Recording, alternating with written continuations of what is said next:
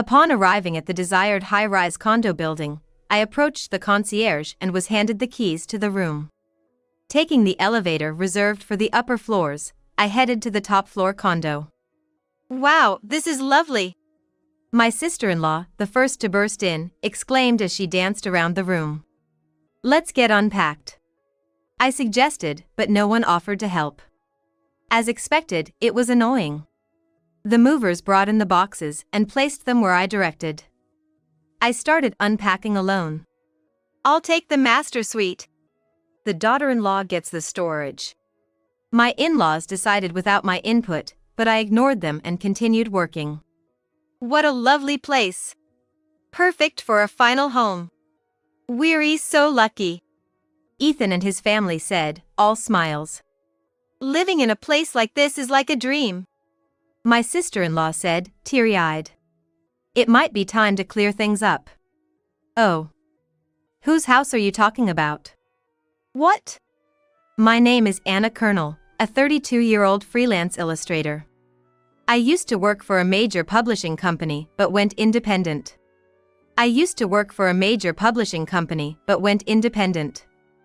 Now, I mainly take on work from my former employer while starting a career as a children's book author. I married Ethan 2 years ago and started living together in the condo I was already in. We live here because it's my own place, and Ethan moved in from his rental. My parents died in a car accident when I was young. Raised by my grandparents, I purchased this place after graduating from college and starting a job. The payment was covered by the settlement and insurance money from my parents' accident. My grandparents raised me without touching that money and gave it to me when I graduated, for my use. I bought this condo when my grandparents moved into a care facility. They had planned to move there after raising me, not wanting me to go through the hassle of caregiving. After some thought, I chose this condo because it was convenient for work and visiting my grandparents' facility. They suggested I use the money for something else, but this felt like the best use to me. I've lived here for nearly 10 years now. About the same time I spent with my parents and then with my grandparents. I have spent 1/3 of my life in this house. It's 1/3 of my life, a place I've grown quite fond of. I met Ethan at a friend's wedding after party. He was a colleague of my friend's husband. At a friend's wedding after party, I met a bunch of people around my age, and we formed a group that started hanging out together. Eventually, some couples formed within the group, and a few even got married. Ethan and I were one of those couples.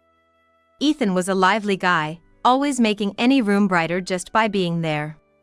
I was attracted to him from the first time I met him. I admired his cheerful nature, something I felt I lacked, and thought he was a wonderful person. However, that was just the side of Ethan I saw before we got married. I soon discovered his other side. While dating, Ethan was a perfect gentleman, but he turned out to be the type who doesn't feed the fish once it's caught. Actually, it was worse than that. He seemed to want to take advantage of the situation.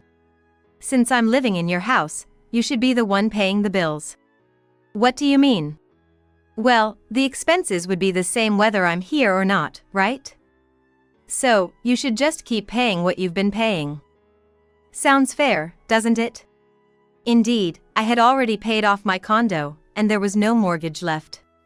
But there were still maintenance fees, a repair fund, and property taxes. Plus, I was paying for a parking spot since I had a car. So, you'd be paying those expenses whether I'm here or not, right? That's true, but then there's no problem with you continuing to pay for them. His logic seemed sound at first, but felt unfair upon reflection. But Ethan, you're going to be living here too. We agreed to split the living expenses. I really wish you'd contribute, I said. Ethan's response was harsh. You're so greedy. A real money grubber. I never thought you were that kind of woman. I was shocked and speechless. I had assumed that as a married couple, we would be equals and share the expenses of our home.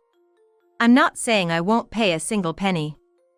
I'll pay for half of what I use, but you're the owner of this house, right? So, he meant that since it's my property, I should bear the costs. I'll pay for my own needs, and that should be good enough, right? He said, and I reluctantly agreed to his demands. At first, Ethan did pay half the living expenses. But only the amount I asked for. The electricity bill was this much this month. That's pretty high.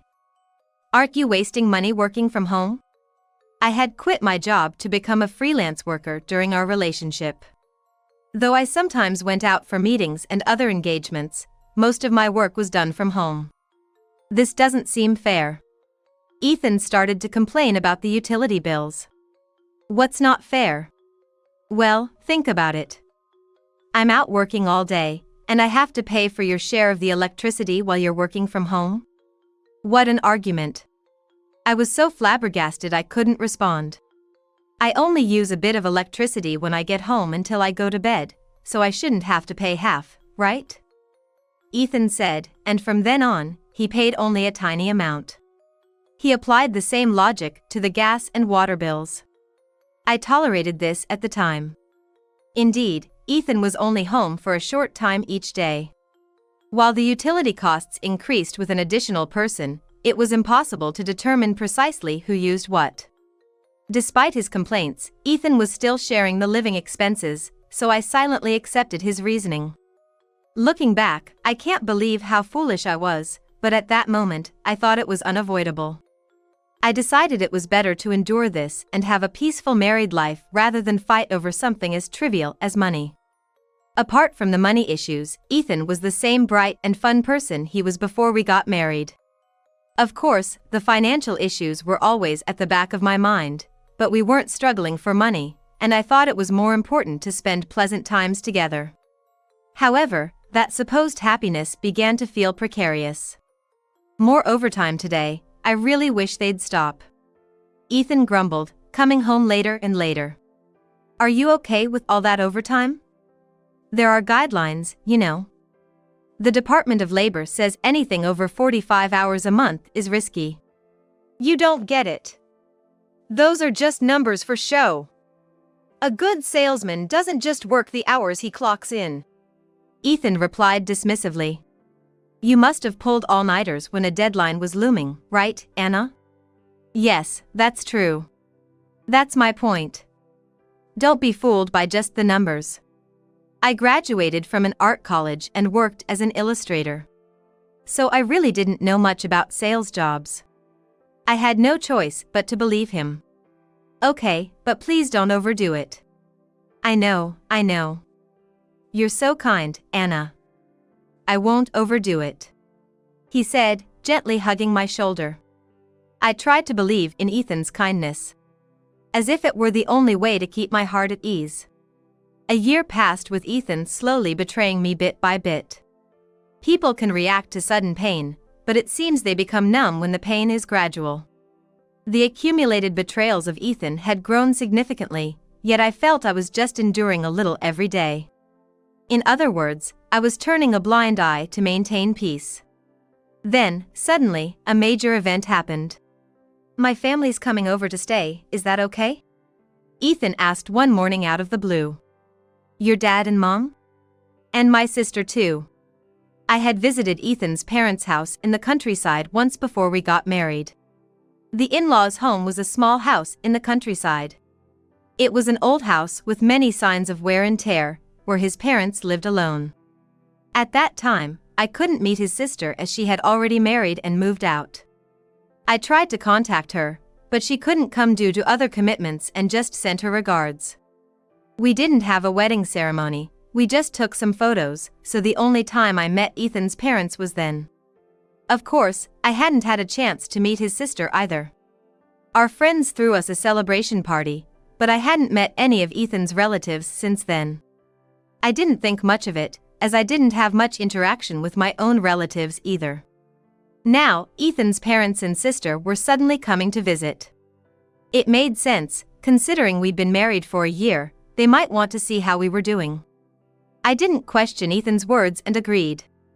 A week later, Ethan's family arrived as planned.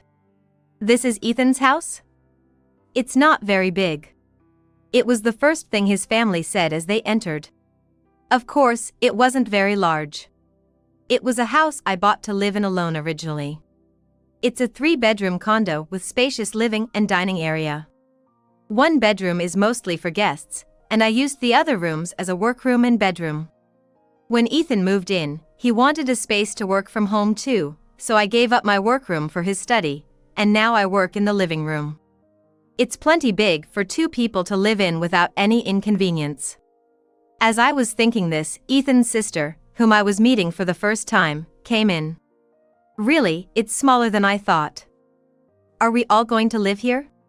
It's small, but bear with it. You can get used to any place. Well, it's better than nothing. I'll make do with living here. How long do they plan to stay? I wondered vaguely. Then Ethan, sounding annoyed, ordered me around. Hey, what are you daydreaming for?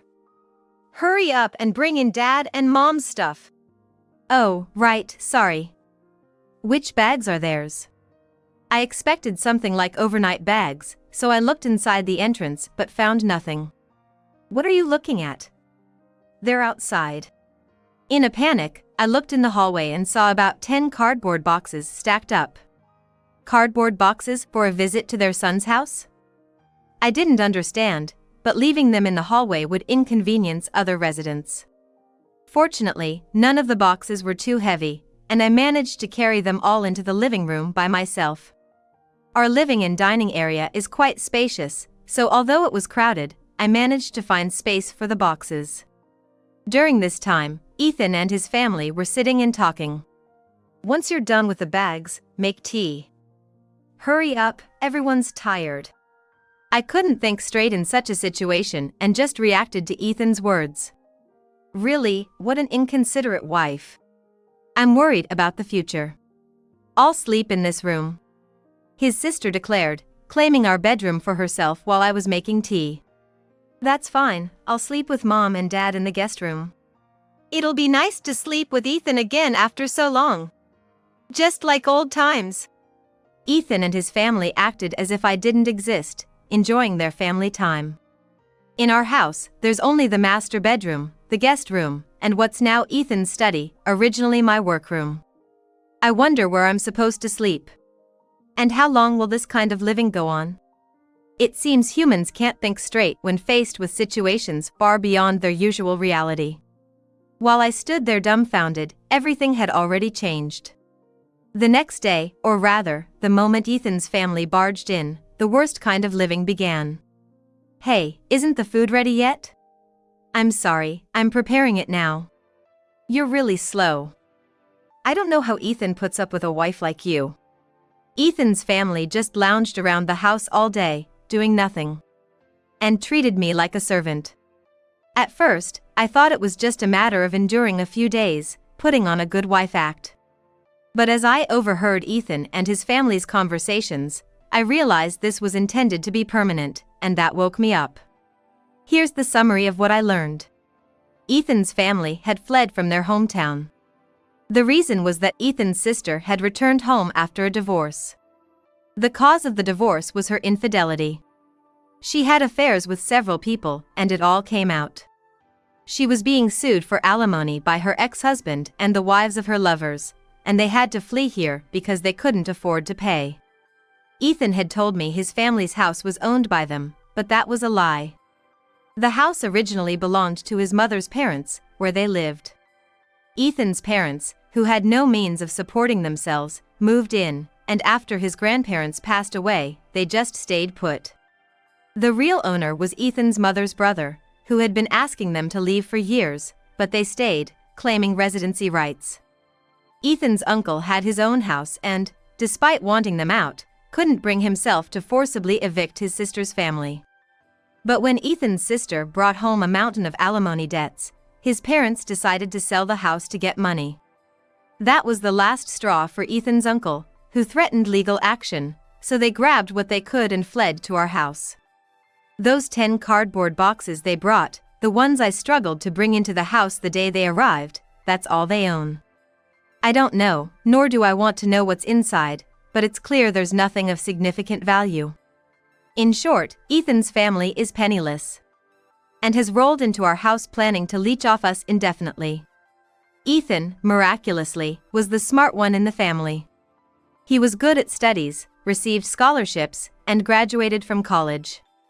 To an outsider, he wouldn't seem part of such a family. He kept up the act of a refreshing, good young man, landed a job at a fairly well-known company, and then married me.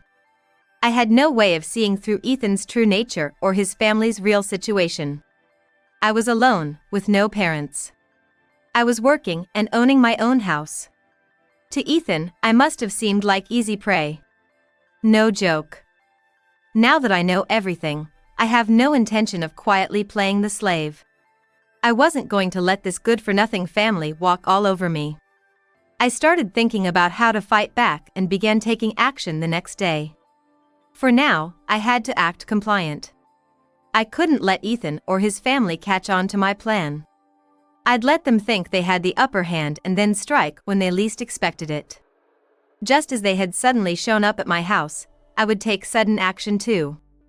I continued to nod along to whatever Ethan's family said, and about a week later, Ethan's sister approached me with a demand. "Give me some money," she said, thrusting her open hand forward. Such a straightforward approach to mooching. I was furious, but I had decided not to resist for now. I handed her a few bills. "That's it? Don't you have more?" "I'm sorry, I didn't expect this and don't have more on me." "Then just give me your card." "No way. If I gave her my card, there's no telling what she would do with it. I can't lend you my card. I'll withdraw some money from the bank tomorrow, please wait until then." I somehow managed to silence the complaining family with this promise. I had no intention of ever giving them my card. That night, Ethan complained about it when he got home. "You could at least lend them your card. You're really greedy." I couldn't believe his audacity, but I had my reasons, so I apologized. "I'm sorry. I thought it might cause problems if something happened." "What do you mean something?" "Well, if your mom and others get arrested for misusing a card under a different name, it would be scary." Ethan seemed satisfied with this explanation. "Then make them a family card." "I'm counting on you." "Okay, I understand." I agreed, but of course, I had no intention of doing so. About a month later, Ethan asked about the family card. His family must have pestered him because they were tired of asking me for money and wanted the card quickly. "I'm sorry, but it seems I can't make one." I feigned disappointment. I hadn't applied for a family card, and I wasn't disappointed at all. "Why not?" "They say your family is only considered relatives, not immediate family, so they can't approve it. Apparently, it doesn't work since they're only living here temporarily." Ethan's family had just moved in without any formal process. They haven't transferred their residency, so it's not considered a permanent living situation. I see. Ethan seemed to have no choice but to accept this. "Well then, they can just transfer our residency." "No kidding, we're going to live here for a while anyway. Go take care of the paperwork right away." They demanded of me, as if I were their servant. "About that, I think this house is a bit too small for us to live in permanently." "You know, you might be right. Maybe that's why Ethan hasn't been coming home much lately," I added, noticing Ethan looking a bit annoyed. "I've been staying at a hotel because of all the late-night work." "Oh, that must be tough, thanks for your hard work." "So, I was thinking, why don't we move out of this house?" Ethan and his family were shocked by my suggestion. This place was originally bought for me to live alone, and it's been okay for Ethan and me, but it's a bit cramped with all of us now. "Makes sense. Look at this. Wouldn't you love to live in a house like this?" I showed them the brochure of a new house. It was a new tower condominium in the secondary city center. The photos were of the top-floor condo. Spacious, with large windows offering a panoramic view of the city below. "Where did you get a condo like this?" "I thought it was too cramped as it is, so I decided to take a leap. I sold this place and added my parents' inheritance and savings to buy it." "Well, it's not bad here, but that place is obviously better." They quickly agreed, their eyes lighting up when they realized the payment was already completed. Not bad thinking for once. I'm starting to respect you. I might just acknowledge you as our daughter-in-law. Ethan's parents smiled, nodding in agreement. And just like that, the move was settled. About a month later, the moving day arrived. I felt a bit sad to leave the house I'd lived in for years, but it was for a brighter future. After loading the trucks with our belongings, we took 2 taxis to the new place. Arriving at the tower condominium, the concierge handed me the keys to the condo. We took the elevator reserved for the upper floors to the top floor condo. Wow, this is amazing. Ethan's sister was the first to rush in, exclaiming excitedly as she looked around. Let's get unpacked. I suggested, but nobody offered to help. As expected, it was annoying. The movers brought the boxes to the designated spots, and I started unpacking alone. I want the master suite. The daughter-in-law gets the storage. Ethan's family decided, but I ignored them and continued working. This is truly a lovely condo. Perfect for a final home. Lucky us. Ethan and his family said to each other, all smiles. Living in a house like this is like a dream. Ethan's sister said tearfully. It seemed like the right time for the big reveal. Huh? Whose house are you talking about? What? It was the perfect moment to bring them back to reality. Why would you think you're living here? What do you mean? It's our new house. We're obviously going to live here. What? I feigned surprise. This isn't your house. I bought this house to live with my grandparents. You asked if we wanted to live in a house like this. Ethan's sister started to make a scene. Yes, I did ask that, but I only asked if you wanted to live here. I never said you could. Exactly as I said, I never mentioned living together. Who would want to live with these people forever? So, you all need to leave this house now. I'm the owner, and I'm telling you to leave before things get complicated. Please just go quietly. No way! Ethan stomped his feet in anger. You're supposed to just listen to me. My family and I will live in this house. If you don't like it, you can leave. Yes, get out. That's right. They all chimed in, trying to force me out. I contacted the concierge directly through the in-house intercom. Sorry to bother you, but there are some strange people in my house refusing to leave. They're even trying to kick me out, the resident. Please come quickly. As I finished speaking, a siren blared inside the room. What's that? So loud. Turn it off right now. The security guards arrived promptly. Befitting a high-end condominium. These are the building's security guards. If you don't leave now, I'll have to call the police. When the guards asked what was happening over the intercom at the entrance, Ethan's family started to panic. They realized I wasn't lying. The guards arrived, but Ethan's family began to beg, almost crawling on the floor, asking them to listen. I decided to hear them out. Curious about what Ethan had been telling his family. Apparently, Ethan had described me as a pitiful woman with no relatives, saying that I couldn't live without him and that he was just letting me stay in the room. So I can use it freely, just like a housemaid, Ethan told his family. I decided to show some mercy to his family who had given me valuable testimony. Actually, every time I gave them money, I made them sign a paper with the amount. Essentially creating a promissory note. I need evidence that I've given the money to Ethan. Otherwise, I get scolded. If you sign, I can give you as much as you need. Believing they'd get more money if they signed, Ethan's family readily agreed, providing me with proof of how much I lent them. I had planned to collect from his family, but realizing they couldn't possibly pay it back, I decided it was better to collect from Ethan and evict them from the condo. Thanks to you, I've been helped a lot. If you leave now, I'll consider this as never happened. But if you come back, I'll make you pay everything. I waved the promissory notes at them, and they finally gave up and left. I'm Anna's husband. I have a right to live here. I won't leave. Ethan was the only one who refused to budge. If he wanted to talk that badly, I was ready.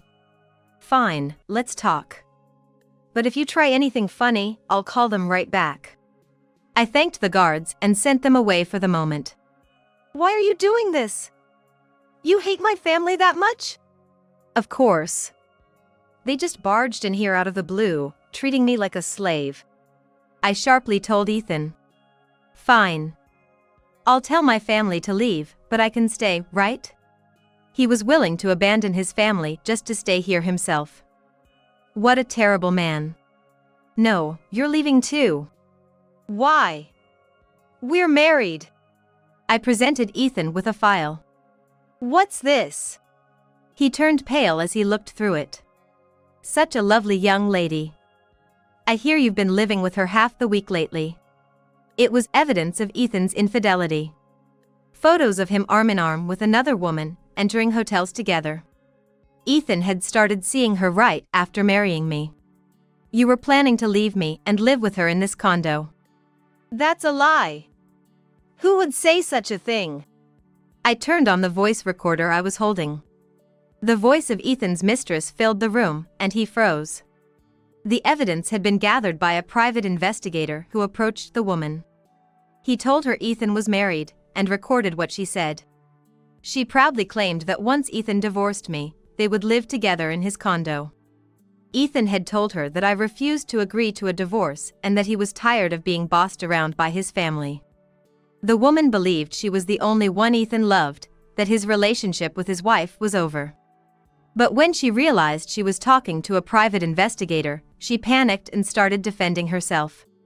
Claiming she had been deceived by Ethan, believing their marriage was truly over. She begged to be forgiven for the alimony, promising to tell everything. When the private investigator asked what to do, I told him to decide based on what she said. She ended up spilling more than we asked for, all of which was recorded. Turns out, so-called true love can be quite fragile. Got the evidence. Looks like this could lead to a hefty alimony. Ethan collapsed weakly to the floor. Your stuff has been sent to that woman's condo. You can live there from today. Now, please leave. I called the concierge again and had Ethan, still in a state of collapse, removed. As promised, I decided to spare the mistress from paying alimony. Her testimony had proven Ethan's malice. Thanks to her, I was able to get a substantial alimony from Ethan. It was more than enough even after letting her off. However, I did inform her parents and employer about the situation. There was no promise of silence, so it was fair game to talk. The mistress turned out to be Ethan's coworker. They got close while working together. And it would have been a fine story if not for the marriage. I complained to the company about their employee training, as it led to my divorce. They apologized for their lack of supervision, made her resign under the guise of voluntary resignation, and demoted Ethan, transferring him to a subsidiary. The two had been lying about business trips to go to hotels and travel together. It was only natural they faced consequences for harming the company. Rumor has it Ethan's family is now actually living in that woman's condo. It's your fault this happened, take responsibility, they told Ethan and the woman, squatting in the condo they're living in. Ethan and the mistress had to take out loans to pay me the alimony. Now they're barely scraping by, paying off their debts. I guess she'll soon get tired of his family and kick them out. Ethan thought I was just a pitiful woman burdened with grandparents in a facility, but the truth was a bit different. My grandparents were indeed in a facility, but it was a luxurious one for wealthy people to live in comfort. They used to run a company and retired after handing it over to a trusted person, as my parents passed away young. It was the year I graduated from college.